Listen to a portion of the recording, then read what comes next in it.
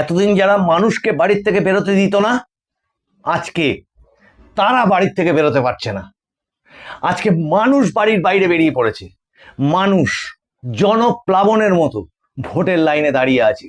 না হলে কি এই দৃশ্য দেখা যায় যে পশ্চিমবঙ্গের ভোটের ইতিহাসে, বিশেষত দক্ষিণবঙ্গের ভোটের ইতিহাসে, আপনারা নিজেরাই হিসাব করে কল্পনা করে দেখুন তো, দুপুর 1টার মধ্যে 61% ভোট অলরেডি পড়ে গেছে, সেটা নির্বাচন কমিশনের তথ্য জানাচ্ছে। এবং এখনো পর্যন্ত যা ভোটের হার আছে তা দেখে মনে হচ্ছে বোধহয় এই ভোট সর্বকালের সমস্ত রেকর্ডকে ভেঙে দিতে পারে। নমস্কার, মানুষের ভাষায় আপনাদের সকলকে স্বাগত। আমি প্রবীর রায়চৌধুরী আপনাদের সাথে।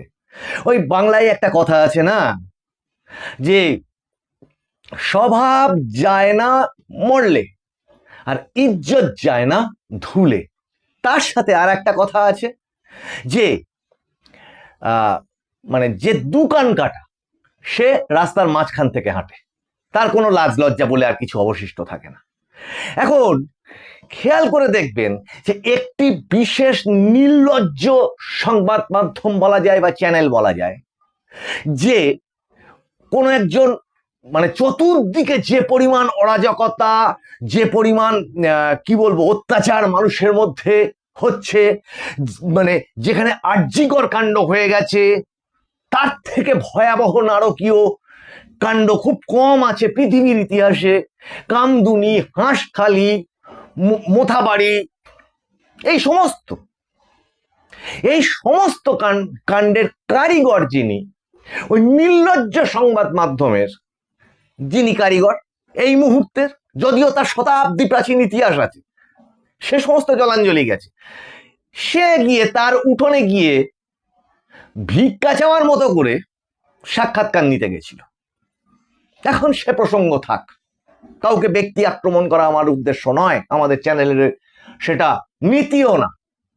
কিন্তু এটা তো ঠিক যে সংবাদ মাধ্যম বলবে, সংবাদ মাধ্যম মানুষের মধ্যে জনমত তৈরি করতে সাহায্য করে, অবশ্যই তার প্রভাব আছে। অবশ্যই এখানে একটা কথা আছে যে মানুষ বিচার করে নেবে, এই কথাটা খুব চালু, মানুষ বিচার করে নেবে। এবার মানুষ কি বিচার করবে? 24টা ঘন্টা যদি মানুষকে একটি ঘটনাকে ভুলভাবে দেখিয়ে যাওয়া হয়, তাহলে মানুষ আর উল্টোটা কি বুঝবে? মানুষের তো বোঝার কোনো আর মানে ভাবনার তো আর কোনো অবকাশই থাকে না।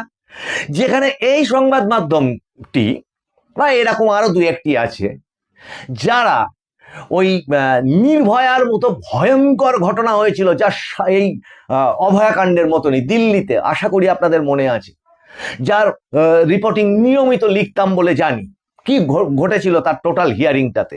এবং যখন 7 বছর পরে মামলাটার একটা নিষ্পত্তি সুপ্রিম কোর্টে গিয়ে হলো, তাদের রায়দান হলো চরম শাস্তি আমাদের দেশে, যা তার নাম হচ্ছে কোর্ট আনকোর্ট ফাঁসি বা মৃত্যুদণ্ড, যখন হলো সেটাকেও আটকানোর জন্য প্রচুর পরিমাণে মানে চেষ্টা করেছে তার মানে ডিফেন্সের যে আইনজীবী আছে এপি সিং। এখন সেটা ছেড়ে দিয়ে দেখবেন এই ধরনের ইয়াকুব মেমনের যে মৃত্যুদণ্ড, তখন এই চ্যানেল আবার মানবাধিকার করে চিৎকার করতে শুরু করে দেয়। এখন আজকে এই ভোটের আলোচনায় এগুলো কোনোটাই আমার আলোচ্য বিষয় নয়। শুধু দর্শকবৃন্দ, এক ছিটেও ভয় না পেয়ে ভোট দিন। চতুর্দিকে নিরাপত্তা বেষ্টনী তৈরি হয়েছে, যা আপনার আমার থেকে বয়োজ্যেষ্ঠ যারা আছে তারা পর্যন্ত পশ্চিমবঙ্গে এই ধরনের নিরাপত্তার ভোট বা নিরাপত্তা ভোট বলবো কি, নিরাপত্তা বেষ্টনীর মধ্যে হওয়া ভোট হয়তো শরণাতীত কালের মধ্যে কেউ দেখেনি স্বাধীনতার ইতিহাসে, স্বাধীনতার পর থেকে। তাহলে এর থেকে বেশিটা কি চাই? অভিযোগ ছিল নিরাপত্তা বাহিনী নিয়ে, সেন্ট্রাল ফোর্স নিয়ে, তারা ঠিক মতো দেখভাল করে না, তারা মানুষকে সুরক্ষা দেয় না। অভিযোগ ছিল নির্বাচন কমিশনকে নিয়ে, তারা কোনো কিছুই তাদের ধারাগুলোকে প্রয়োগ করে না, তারা যেন তারাও একটা দলদাস হয়ে গেছিল।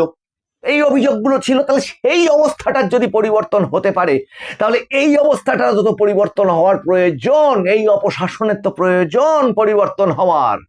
যেখানে আপনাকে যে ভয় দেখাতো, যে গতকাল রাত পর্যন্ত ভয় দেখিয়েছে, তারা আজকে ঘরের মধ্যে বসে থাকতে বাধ্য হচ্ছে নজরবন্দি হয়ে। হাজারে হাজারে এরকম কুচো, উচ্চিংড়ে, ছেঁচড়া, যাদের তাদের সর্বোচ্চ নেত্রী বলেছিলেন দুষ্টু ছেলে, আর একটা বলা হয় সেটা আমি আর বলছি না তাদের। এর আগের এপিসোডটাতেই বলেছিলাম পশ্চিমবঙ্গে মুঘল সাম্রাজ্যের পতন দেখছে এইটা। এরপরে লেখা হবে নতুন পশ্চিমবঙ্গে যে নতুন মুঘল সাম্রাজ্য চালু হয়েছিল তার পতনের কারণ কি কি ছিল। কাজে এই এপিসোডে নতুন করে বলবার কিছু না, খুচখাচ টুকটাক কিছু ঘটনা ঘটছে, খেয়াল করে দেখুন, টিভির দিকে চোখ রেখে দেখুন। একটাই ঘটনা হয়তো হয়েছে, সেটাকেই রিপিট করে মানুষের মধ্যে ভয় তৈরি করবার চেষ্টা করছে এই ধরনের সংবাদ মাধ্যমগুলো। কিন্তু খেয়াল করে দেখুন, হয়তো অবশ্যই যে ঘটনাটা দেখানোর সেটা সব চ্যানেলই দেখিয়েছে, যে ওই যে বললাম স্বভাব যায় না মরলে ইজ্জত যায় না ধুলে। শুভেন্দু অধিকারী এবং মমতা বন্দ্যোপাধ্যায় দুজন যুযুধান প্রার্থী, একটি বুথে 4 জনের বেশি বসতে দেওয়া হবে না, এ তো সবাই জানে। যেখানে 144 ধারা চলছে, এসব তো নির্বাচনী আচরণবিধি সবাই জানে। কিন্তু ওই ক্লিপগুলো আপনারা দেখে বলবেন তো যে ওখানে কতজন করে হাজির হয়েছিল, আর ওখানে দাঁড়িয়ে দাঁড়িয়ে এই শুভেন্দু অধিকারীর বিরুদ্ধে জয় বাংলা করে স্লোগান দিচ্ছিল। আমি দাবি জানাচ্ছি, আগামী দিনে যদি পরিবর্তিত গভর্নমেন্ট, মানে পরিবর্তনের যে সরকার তৈরি হওয়ার আশা মানুষ দেখছে, সেই সরকার যদি তৈরি হয়, এই স্লোগানটিকে এখানে এই রাজ্যে ব্যান করা হোক। তার কারণ এটা একটি বিদেশি স্লোগান, এটা বাংলাদেশের স্লোগান।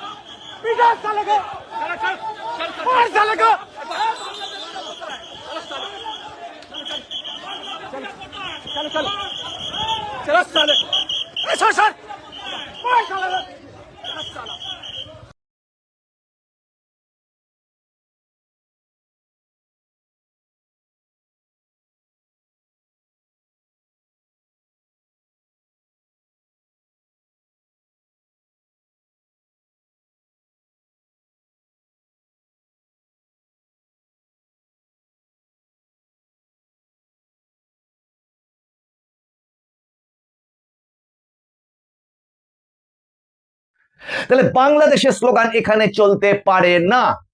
ঠিক এখানে দাঁড়িয়ে যদি কেউ বলে পাকিস্তান জিন্দাবাদ, সেটা যতটা ব্যান হওয়া উচিত বা যেটা তার শাস্তিমূলক ব্যবস্থা নেওয়া উচিত, এই জয় বাংলা স্লোগানটাও ব্যান হওয়া উচিত, ইমিডিয়েটলি ব্যান হওয়া উচিত। এবং তার জন্য যদি রাজ্য মন্ত্রিসভা বিধানসভায় বিল পাশ করে সেটাকে কেন্দ্রে পাঠিয়ে রাষ্ট্রপতির অনুমোদনের জন্য আইনে পরিণত করতে হয়, যা করতে হয় তাই যেন করা হয়।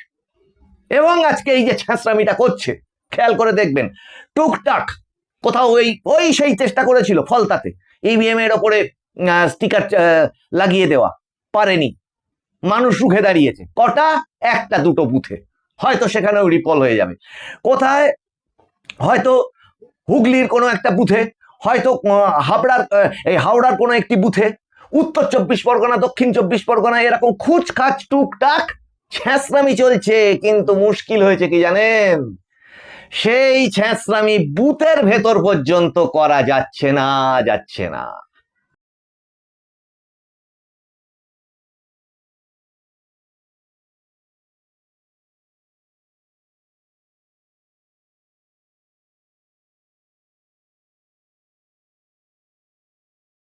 ভোটাররা বলেছে দালাল, তৃণমূলের দালাল।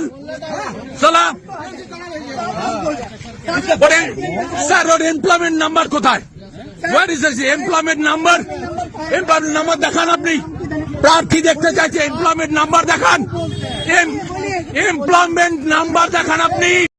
ওখানে আর কিচ্ছুটি করা যাচ্ছে না, যার জন্য গতকালের আগের দিন পর্যন্ত চেষ্টা করেছিল হাইকোর্টে গিয়ে যাতে রাজ্য পুলিশকে ঢোকানো যায় বুথের মধ্যে, সেই মামলা করেছিল হাইকোর্ট, সেটা ছুঁড়ে ফেলে দিয়েছে, গ্রহণই করেন। এখন তাহলে উদ্দেশ্যটা কি? উদ্দেশ্যটা ছিল এদের মানুষ যাতে ভোট না দেয়, দীর্ঘদিন একই রকম ভাবে ভোট দিতে দেব না, একই রকম ভাবে আমরা থেকে যাব, মানুষকে শুষে লুটে নিংড়ে ছিঁড়ে করে শেষ করে দেব, এই ছিল মূল উদ্দেশ্য। এবং পুরোটা শিক্ষা স্বাস্থ্য থেকে সবকিছু শেষ করে দিয়ে একটি মানে কি বলবো, কোনো অভিব্যক্তি থাকবে না মানুষের, কোনো বক্তব্য থাকবে না মানুষের, কোনো মেধা থাকবে না মানুষের, কোনো প্রতিবাদ থাকবে না মানুষের, সেই সমাজ তৈরি করবার প্ল্যানে ছিল। এবং সেই সমাজটাও আবার কোন আইনে চলবে? সেটা চলবে আবার বিদেশি, বাংলাদেশি, তালিবান, এই সমস্ত আইনে চলে একটা সুন্দর মুঘল সাম্রাজ্য তৈরির প্ল্যানে ছিল, যেখানে কোথাও আকবর, কোথাও জাহাঙ্গীর, কোথাও শাহজাহান, কোথাও বাবর, এই সমস্ত সব গ্রামে গ্রামে গ্রামে গ্রামে সমস্ত বসেছিল। আর এই গন্ডগোলগুলো বলছি, আবার চ্যালেঞ্জ করে বলছি, এই যে গন্ডগোলগুলো হুজ্জুতিগুলো করছে, দেখুন খোঁজ নিয়ে এরা আদৌ ভোটারই না। শুভেন্দু অধিকারী যেটা বললেন যে ওরা ভোটারই না ওখানে, অথচ চিৎকার চেঁচামেচি করছে, কারণ এটাই হচ্ছে প্ল্যান। ওই কিচ্ছু করা যাচ্ছে না, তাহলে রাস্তা ব্লক করে হুজ্জুতি করে মানুষের মধ্যে একটি নির্দিষ্ট সংবাদ মাধ্যমকে দিয়ে প্রচার করে দাও যে ভয় ভয় ভয়, সেই তাহলে মানুষ আর ভোট দিতে বেরোবে না। আর আমরা প্রচার করছি সাহস সাহস সাহস ভরসা। যখন কেউ বলেনি, আজ থেকে 1 বছর আগে আমাদের এই চ্যানেলের শো দেখবেন, একটু স্ক্রল করে, আমরা তখন থেকে বলতাম বাংলার মানুষের একটি মাত্র জিনিস দরকার, সেটা করুক বিজেপি, সেটা হচ্ছে সাহস। সাহস দান করুক। খেয়াল করে দেখবেন, টাইম পিরিয়ড তো লেখা থাকে শোগুলোতে, এপিসোডগুলোতে, একটু স্ক্রল করে দেখবেন। 1.5-2 বছর আগে থেকে বলছি এই কথাটা, সাহস সাহস সাহস। কাজেই সাহস অবলম্বন করুন, সামনে এগোন, ভোট দিন। নিরাপত্তার বেষ্টনী হয়ে আছে এখনো, যে সময়টা বাকি আছে তাতে এই দক্ষিণবঙ্গের ভোট, দ্বিতীয় দফার ভোট যেন রেকর্ড তৈরি করতে পারে, এবং ওই সুনামিতে যেন ওই জঞ্জাল, যেমন নদীতে কচুরিপানা জমে, স্বামী বিবেকানন্দ বলেছিলেন যে জমে স্থির স্থির জলে পানা কচুরিপানা এই সমস্ত জমে, আর প্রবাহিত যে স্রোতস্বিনী নদী, তাতে কখনো কচুরিপানা জমতে পারে না। কাজেই সেই জনস্রোত, জনসুনামি দিয়ে এই নোংরা আবর্জনা, নরকের কীট, ময়লাদের পরিষ্কার করতে হবে।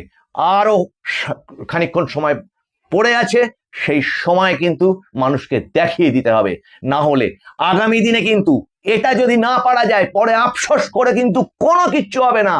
এরাই আবার আপনার দরজায় জানলায় এসে আবার হুমকি দেবে, যত রকমের অত্যাচার আছে ততগুলোই করবে, তখন নিজে বসে এই যা বললে কিচ্ছু করার থাকবে না।